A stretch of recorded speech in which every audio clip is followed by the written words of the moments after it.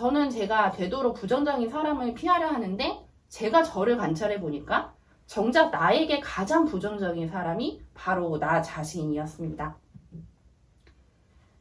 안녕하세요 여러분, 책 읽는 호련입니다. 이번 시간에는 하버 에커의 백만장자 시크릿에서 설명하는 마인드를 바꿔야 하는 이유에 대해 이야기를 해드릴게요. 저는 이 책을 최근에 읽고 마음에 들어서 총 3번 읽었는데요. 재미있는 게 이 책 서문에 감수자의 글이 있는데 책의 중요한 부분들을 밑줄 긋고 읽다 보면 아마 책 전체가 형광펜으로 색칠될 거라고 써있더라고요. 저도 읽다 보니까 굉장히 많은 부분에 줄을 치고 있었습니다. 그만큼 좋은 내용이 많은데요. 오늘은 이 중에서 마인드를 우리가 왜 바꿔야 하는지를 얘기 드리죠. 책에서는 우리가 하루하루 의식적으로 선택하며 사는 것 같지만 실제로는 그렇지 않다고 말합니다. 아무리 의식적으로 선택하며 산다고 생각하는 사람도 그 순간을 인식하여 선택하는 일은 몇 가지 정도에 불과하다고 말해요. 우리는 대부분을 그저 로봇처럼 과거에 주입된 조건과 오랜 습관에 따라서 자동으로 움직이게 된다는데요. 그래서 의식적인 각성이 필요합니다. 의식적으로 자신의 생각과 행동을 관찰하고 과거에 작성된 프로그램에 의지하기보다 현재 이 순간에 맞는 진정한 선택을 해야 합니다.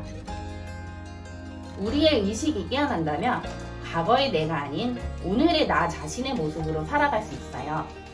과거에서 온 불안과 두려움에 이끌려 부적절하게 반응하는 것 대신에 상황에 따라서 적절하게 행동하고 나 자신의 기술과 잠재력을 충분히 발휘할 수 있죠. 우리의 생각이 감정을 낳고 감정이 행동을 낳고 행동이 결과를 낳습니다. 우리의 모든 것은 생각에서 비롯됩니다. 이 생각은 우리의 마인드가 만들어냅니다. 책에서는 우리의 마음이 곧 나 자신은 아니라고 해요. 우리 몸에 손과 발이 있는 것처럼 마음도 그중 일부일 뿐이지 마음 그 자체가 나 자신은 아니란 거죠. 그리고 우리는 우리의 마인드를 바꾸고 이것을 훈련시킬 수 있습니다. 어떻게 마음을 훈련할 수 있냐면요. 우리의 마음을 주의 깊게 관찰을 하고 행복과 성공에 전혀 도움이 안 되는 생각들을 골라내야 합니다. 이런 생각들을 의식적으로 바꿔나가야 해요. 나 자신에게서 힘을 빼앗아가는 생각들은 힘을 더해주는 생각들로 교체하라고 얘기합니다. 저는 제가 긍정적인 사람이라고 생각했었는데요. 막상 저를 관찰해보니까 저는 굉장히 부정적인 사람이었어요. 저는 이 사실을 알고 상당히 놀랐었는데 제가 이걸 알아차린 게 뭐였냐면 회사에서 같이 회의를 하는데 동료들이 제가 부정적으로 말하는 것 때문에 힘들어 하더라고요. 저한테 아니라고 말하는 버릇을 고치라고 얘기를 해줬어요. 제가 누가 의견을 내면 그건 아닌 것 같다는 식으로 그런 말을 자주 했더라고요. 저는 이 사실을 알고 굉장히 부끄러웠는데 저도 회의를 하면서 어떻게 해야 좋은 결과를 만들 수 있을까를 엄청 고민하면서 말을 했는데 다른 사람 의견에 그렇게 부정적이었다는 게 충격적이더라고요. 저는 제가 되도록 부정적인 사람을 피하려 하는데 제가 저를 관찰해 보니까 정작 나에게 가장 부정적인 사람이 바로 나 자신이었습니다. 그래서 이 일을 계기로 그 뒤부터는 굉장히 신경 쓰면서 말을 하거나 생각을 할 때 의식적으로 긍정적으로 말하고 생각하는 훈련을 계속하고 있어요. 여러분도 한번 평소에 여러분의 생각이나 말이 어떤지 관찰해 보시면 좋겠습니다.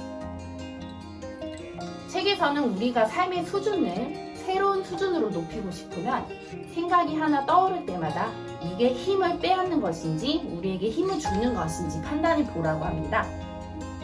행복과 성공을 지원해주는 생각인지 나를 파괴하는 것인지 말이죠. 그래서 우리의 힘을 빼앗는 생각은 무시하고 힘을 더해주는 생각에 집중하라고 해요. 쓰레기 같은 생각이 떠오르면 이건 취소야, 알려줘서 고마워라고 가볍게 넘긴 다음에 쓸모있는 생각으로 바꾸라고 말합니다. 그리고 무엇보다 살면서 불평하는 습관을 버리라고 해요. 우리 삶을 확실하게 바꿔보고 싶다면 일주일간 절대로 불평하지 말아보라고 합니다.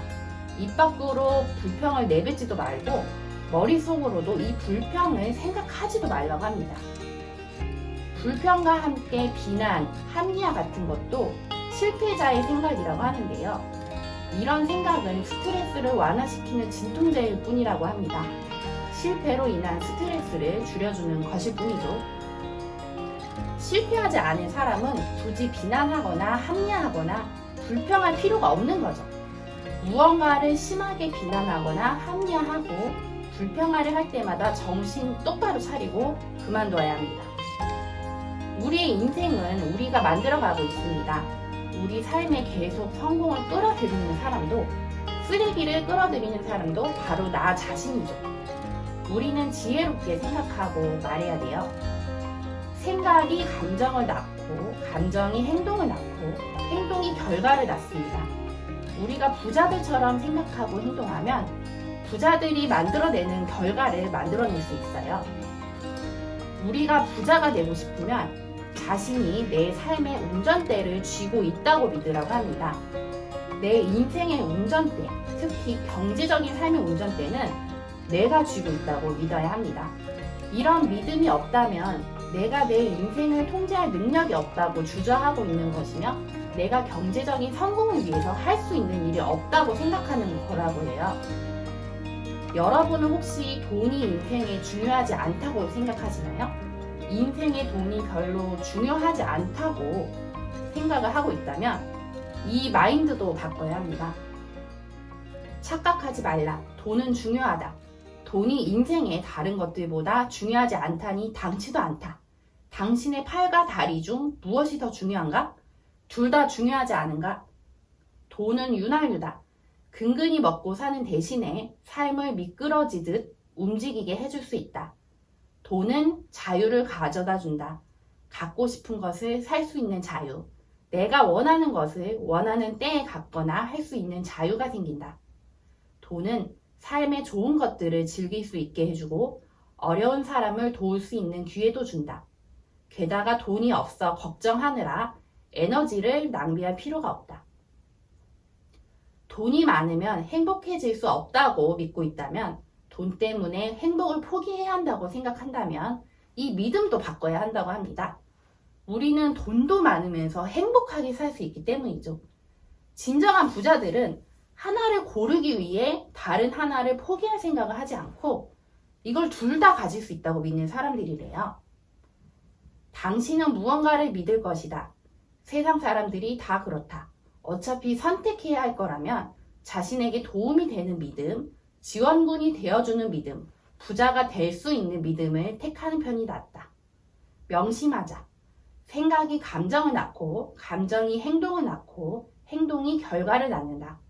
부자들처럼 생각하고 행동하면 부자들이 만들어내는 결과를 만들어낼 수 있다. 우리는 충분히 원하는 만큼 부자가 될 수 있습니다.